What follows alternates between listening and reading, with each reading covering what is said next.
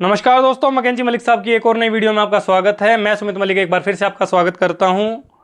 हम रिवाइज कर रहे थे एचएमटी। आज हमारा एचएमटी की लास्ट वीडियो है। हमने सारे टॉपिक रिवाइज कर लिए हैं। जो हमारा बचा है वो दो टॉपिक बचे हैं, क्या एक फ्री कन्वेक्शन और दूसरा हमारा बचा है मास ट्रांसफर। तो फ्री कन्वेक्शन के केस में अगर बात करें तो एच जो है, जैसे फोर्स कन्वेक्शन के केस में 6 पैरामीटर्स का फंक्शन था, इस केस में 2 पैरामीटर बढ़ जाएंगे।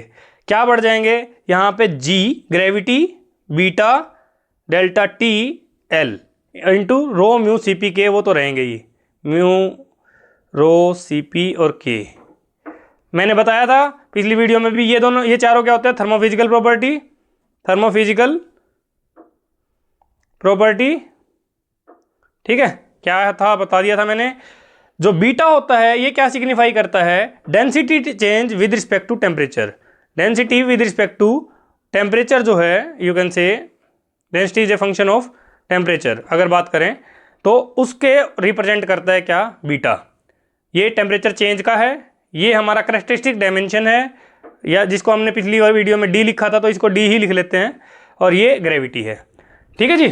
तो ये सारी चीज़ें हमने देख ली थी। कैरेक्टरिस्टिक डायमेंशन में मैंने ना वैसे तो सारी चीज़ें बता दी थी मैंने, लेकिन 3 ही फॉर्मूले करवाए थे। एक दो चीज़ें और देख लेते हैं, एक दो फॉर्मूला और देख लेते हैं कैरेक्टरिस्टिक डायमेंशन कैसे कैलकुलेट करते हैं। हमने देखा था फ्लैट प्लेट के केस में क्या है, जो इसकी हाइट होगी वही हमारा कैरेक्टरिस्टिक डायमेंशन हो जाएगी। अगर दूसरा हमने देखा था पाइप फ्लो के केस में क्या था, अगर पाइप हॉरिजॉन्टल पड़ी हुई है तो उस केस में हमारा जो डाया होगा वही इसकी कैरेक्टरिस्टिक डायमेंशन हो जाएगी।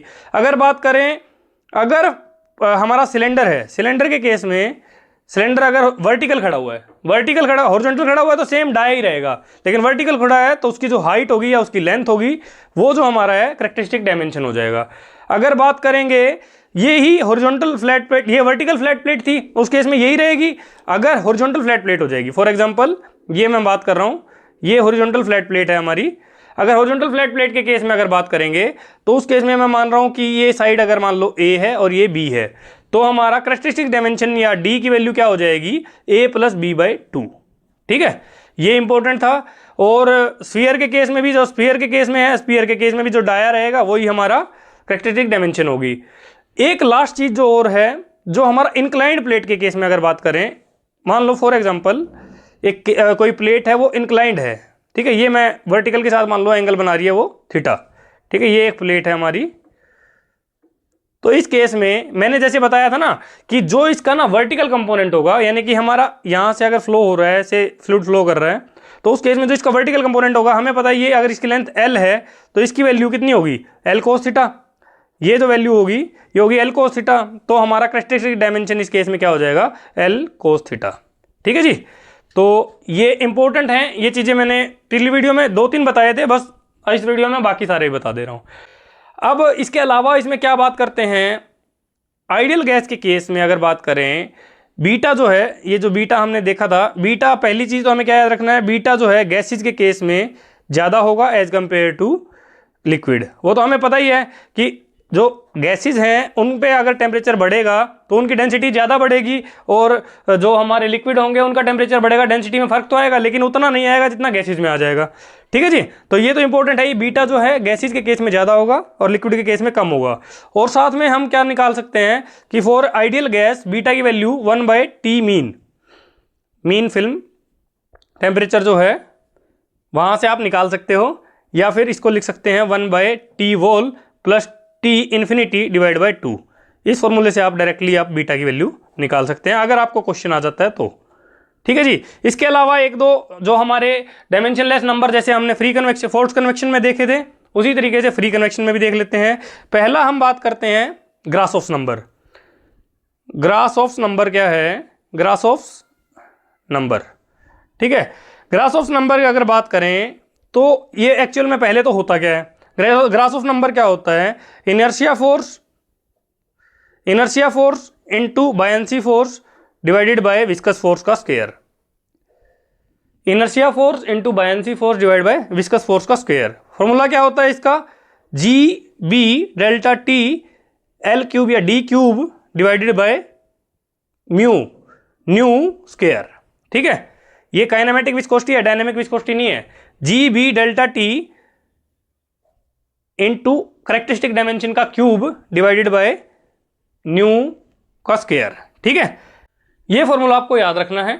इसके बाद अगर बात करें तो सेकंड जो हमारा होता है, अगर फ्री कन्वेक्शन के केस में बात करें तो नसल्ट नंबर जो है फ्री कन्वेक्शन के केस में भी HD/K ही रहेगा, बिल्कुल सेम है, इस पर कोई फर्क नहीं है, सेम। ठीक है, थर्ड अगर बात करें तो हमारा प्रांटल नंबर जो है वो भी सेम रहेगा, μCp/K या फिर यू कैन से μ/α। ठीक है, जो हमने पहले देखा था ये भी सेम है, ये दोनों के दोनों सेम है फ्री और फोर्स कन्वेक्शन के केस में।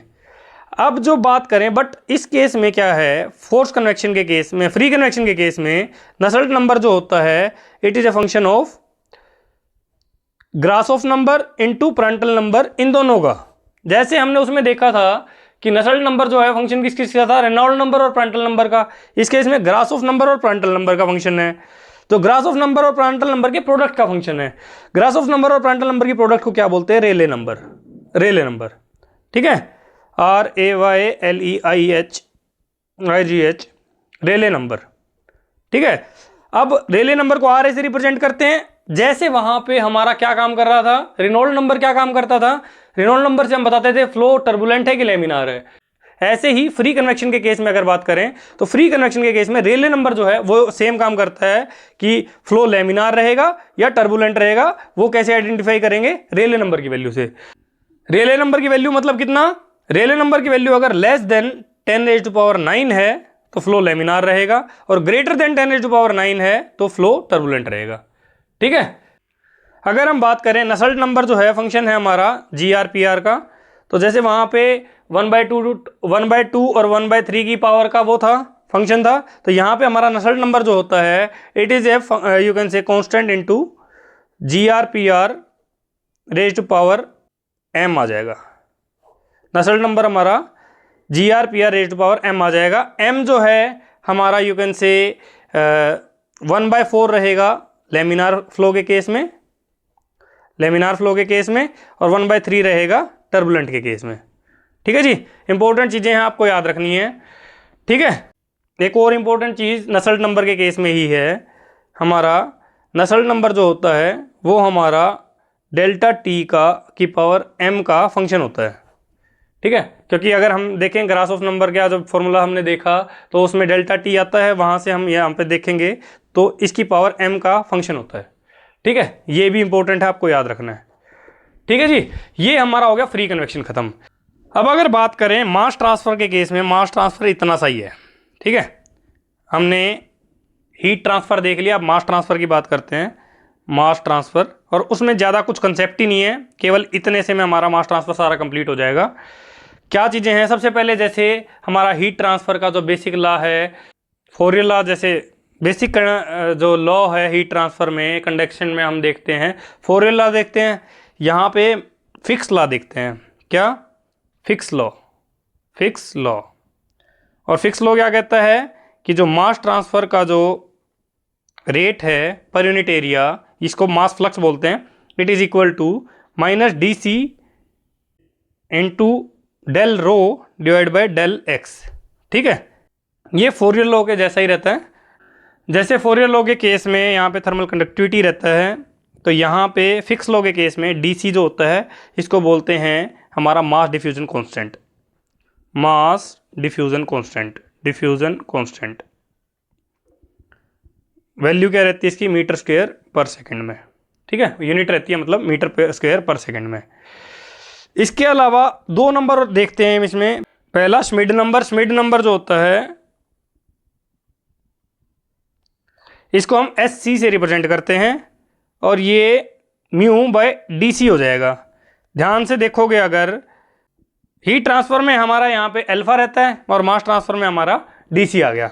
ठीक है, तो ये जो है डायरेक्टली ये किस चीज़ के जैसा दिख रहा है, प्रांटल नंबर के जैसा। ठीक है, सेम जैसे प्रांटल नंबर रहता है हमारा हीट ट्रांसफर में, मास ट्रांसफर में वो श्मिड नंबर होता है।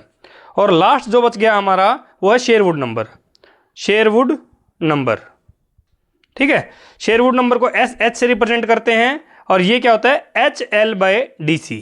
अगर ध्यान से देखो ये सेम चीज़ हम किस में देखते हैं, नसल्ट नंबर में। नसल्ट नंबर जैसे देखते हैं, नस्ल नंबर के जैसा ही है, बस यहाँ पे हमारा हीट ट्रांसफर के बजाय मास ट्रांसफर का आ गया। ठीक है, तो वहाँ पे HL/K होता है, यहाँ पे हमारा HL/DC हो गया। ठीक है, तो अगर ध्यान से देखें मास ट्रांसफर के केस में हमने 3 चीज़ें देखी हैं, यानी कि फिक्स लॉ जो है वो फोरियर लॉ के जैसा है, फोरियर लॉ के जैसा, जो स्मिड नंबर है वो प्रांटल नंबर के जैसा है, और शेरवुड नंबर जो है नस्ल नंबर के जैसा है। ठीक है जी, मास ट्रांसफर, हीट ट्रांसफर यहाँ पे आपका खत्म होता है। ये सब्जेक्ट हमारा ओवर हो गया है, और आज की वीडियो में इतना ही। Thank you.